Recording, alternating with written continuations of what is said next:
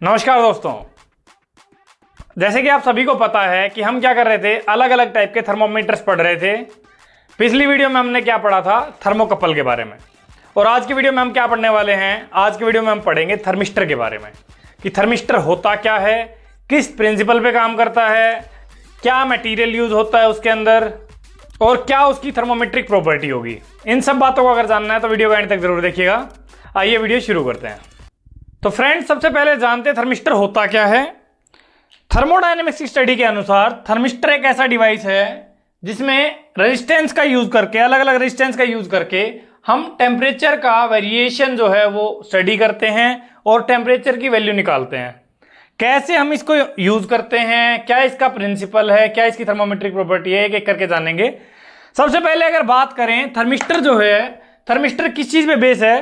Thermistor का principal है Wheatstone bridge. क्या है? Wheatstone bridge. व्हीटस्टोन ब्रिज आपने पहले भी प्लस वन प्लस टू में भी पढ़ा होगा। व्हीटस्टोन ब्रिज में क्या होता है, हमने देखा हुआ है कुछ इस टाइप का व्हीटस्टोन ब्रिज रहता है हमारा। ये हमारे को दो नॉन रेजिस्टेंस होते हैं। फॉर एग्जांपल, एक को मैं मान लेता हूं 5 ओम, एक को मैं मान लेता हूं 10 ओम, ठीक है। और यहां पे हमारा रियोस्टेट लगा होता है और एक यहां पे अननोन रेजिस्टेंस होता है हमारे पास, ठीक है। हमें क्या पता है कि जैसे ही व्हीटस्टोन ब्रिज बैलेंस हो जाएगा तो बैलेंस कंडीशन के अंदर हमारा गैल्वेनोमीटर में रीडिंग 0 आ जाएगी, ठीक है जी। लेकिन जैसे ही वो अनबैलेंस रहेगा तो इसके अंदर कोई ना कोई रीडिंग रहेगी। तो इस केस में क्या होता है, जब यहां पे 5 और यहां पे 10 है, हमें क्या पता है इसका बैलेंस व्हीटस्टोन ब्रिज का क्या फॉर्मूला होता है। हमें पता है P/Q इक्वल टू R/S, ठीक है। चाहे इनको ऐसे डिवाइड कर लो, P/R इक्वल टू Q/S, या फिर P/Q इक्वल टू R/S बराबर है, क्योंकि ये दोनों के दोनों इंटरचेंज करेंगे तो भी कोई दिक्कत नहीं है, ठीक है जी। बैलेंस व्हीटस्टोन ब्रिज के केस में क्या होता है, P/Q equal to R/S। Consider करो हमने क्या किया, यहां पे ये 5 ओम है, यहां पे 10 ओम है। हमने इसको सेट किया, घुमाते घुमाते ये सेट हुआ जाके मान लो 8 ओम पे, और जब 8 ओम हुआ तो गैल्वेनोमीटर में रीडिंग 0 आ गई। 0 आने का क्या मतलब हुआ कि जैसे ही गैल्वेनोमीटर में रीडिंग 0 आई, हमारा व्हीटस्टोन ब्रिज बैलेंस हो गया। तो उस केस में हमारा क्या हो जाएगा, फॉर एग्जांपल पहली वैल्यू हमारी 5 है, दूसरी वैल्यू 10 है, और इसको हमने सेट किया, ये 8 पे जाके सेट हो गया। तो हमारी एस की वैल्यू कितनी आ जाएगी, यहां से बाय डिफॉल्ट आपको पता है एस की वैल्यू 16 आ जाएगी, 16 ओम, ठीक है ना। तो यहां से तो हम ऐसे वेरीफाई कर सकते हैं, ऐसे पता लगा सकते हैं कि हमारा ये वाला अननोन रेजिस्टेंस कितना है, क्या वैल्यू है इसकी। तो फ्रेंड्स, ये तो बात कर ली हमने किसकी, बैलेंस्ड व्हीटस्टोन ब्रिज, है ना, balanced Wheatstone bridge.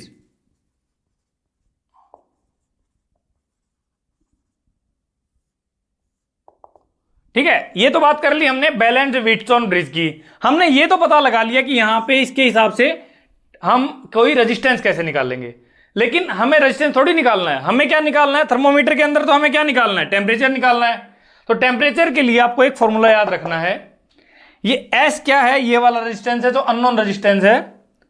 S note क्या है, जो ओरिजिनल वैल्यू है। जैसे कि इस केस में फॉर एग्जांपल हमारी 16 ओम आ गई ओरिजिनल वैल्यू, ठीक है, into 1 plus alpha T plus beta T square. Alpha और बीटा यहां पे क्या है, अल्फा और बीटा, अल्फा क्या है, कोफिशिएंट ऑफ लीनियर एक्सपेंशन, और बीटा क्या है, कोफिशिएंट ऑफ वॉल्यूम एक्सपेंशन, ठीक है। ये हर एक मटेरियल के लिए फिक्स रहते हैं।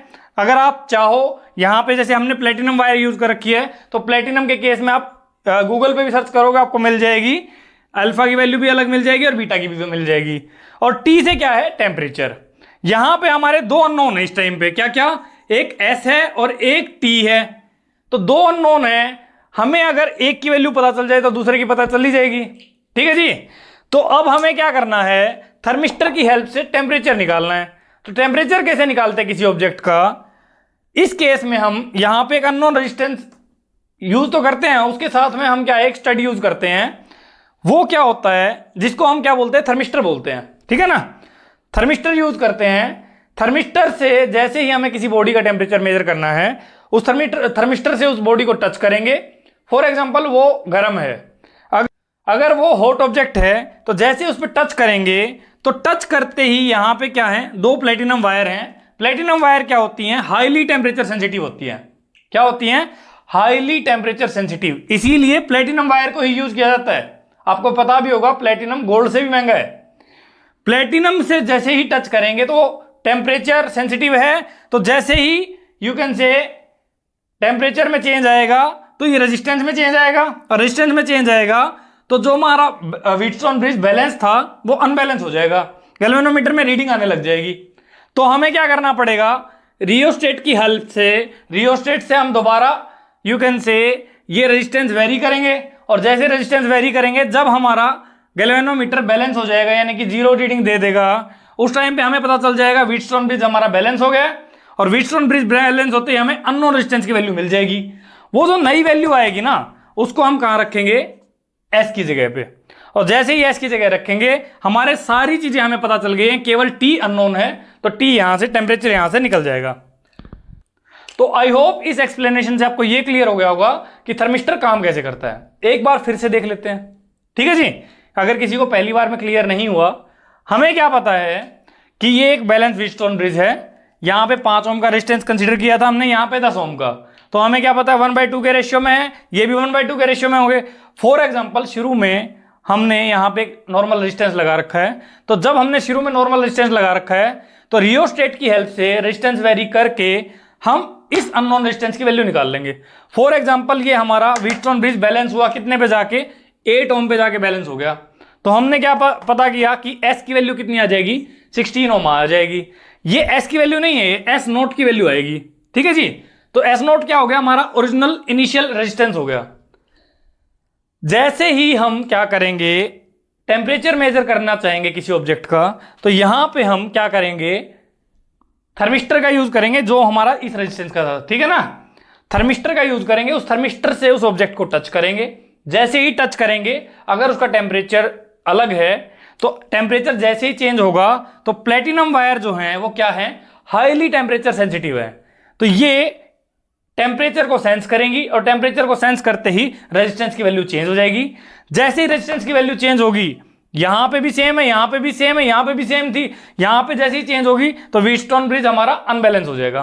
अनबैलेंस होते ही गैल्वेनोमीटर में रीडिंग आ जाएगी, और गैल्वेनोमीटर में रीडिंग आएगी, हम क्या करेंगे फिर रियोस्टेट की हेल्प से दोबारा उसको बैलेंस करेंगे। दोबारा जैसे ही बैलेंस कर देंगे तो हमारे पास अननोन रेजिस्टेंस की न्यू वैल्यू आ जाएगी। वो नई वैल्यू क्या है, एस की वैल्यू आ जाएगी, ठीक है जी। तो इस फॉर्मूले में जैसे ही रखेंगे, हमारे पास पता है हमें अल्फा और बीटा की वैल्यू ऑलरेडी हमें पता है, जो ये दोनों कांस्टेंट हैं, कौन से, लीनियर एक्सपेंशन वॉल्यूम एक्सपेंशन का। एस नोट की वैल्यू हमें पहले से पता चल गई थी 16 ओम, और एस की वैल्यू हमने यहां पे निकाल ली, तो इसके अकॉर्डिंग हम टी की वैल्यू निकाल लेंगे, ठीक है जी। आई होप यहां से आपको इस एक्सप्लेनेशन से क्लियर हो गया होगा कि थर्मिस्टर कैसे काम करता है, और आप सभी ने देख लिया हम इस पूरे थर्मिस्टर में यूज क्या कर रहे हैं, रेजिस्टेंस को यूज कर रहे हैं टेम्परेचर निकालने के लिए। तो ऐसे थर्मिस्टर को क्या बोलते हैं, रेजिस्टेंस थर्मोमीटर भी बोलते हैं, ठीक है। इस थर्मिस्टर को क्या बोलते हैं, रेजिस्टेंस थर्मोमीटर भी बोलते हैं, रेजिस्टेंस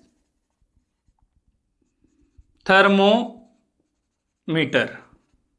ठीक है, रेजिस्टेंस थर्मोमीटर। भाई इसको ना थर्मोडायनेमिक्स के हिसाब से समझना, मैकेनिकल इंजीनियरिंग के हिसाब से समझना। अगर बाय द वे हम डिटेल में जाएंगे या बेसिक इलेक्ट्रॉनिक्स में चले जाएंगे, वहां पे थर्मिस्टर अलग होता है और रेजिस्टेंस थर्मोमीटर अलग होता है, ठीक है। रेजिस्टेंस थर्मोमीटर वहां पे आरटीडी के नाम से जाना जाता है, और यहां पे थर्मिस्टर के भी अलग अलग टाइप आ जाएंगे, एनटीसी और पीटीसी। तो वो हमें नहीं जानना है, क्यों, क्योंकि वो हमारा स्कोप नहीं है। हमारा स्कोप क्या है, हमें थर्मिस्टर पढ़ना था, थर्मिस्टर हमने पढ़ लिया। इसको रेजिस्टेंस थर्मोमीटर क्यों बोला, क्योंकि हम रेजिस्टेंस को यूज कर रहे हैं, क्यों, किस चीज के लिए, हमारा टेम्परेचर निकालने के लिए। और साथ ही साथ इसी चीज से आपको यह भी क्लियर हो गया होगा इसकी थर्मोमेट्रिक प्रॉपर्टी क्या है। आप सभी ने देख लिया कि इस पूरे के पूरे यू कैन से थर्मिस्टर के काम में हमने क्या, किस चीज का यूज किया है, रेजिस्टेंस का, और रेजिस्टेंस ने हमारी हेल्प करी है किस चीज में, टेम्परेचर को फाइंड करने में। तो हमारी थर्मोमेट्रिक प्रॉपर्टी इस केस में क्या हो जाएगी, रेजिस्टेंस, ठीक है जी। तो आई होप आपको सारे डाउट जो थर्मिस्टर के बारे में होंगे वो क्लियर हो गए होंगे इस वीडियो से।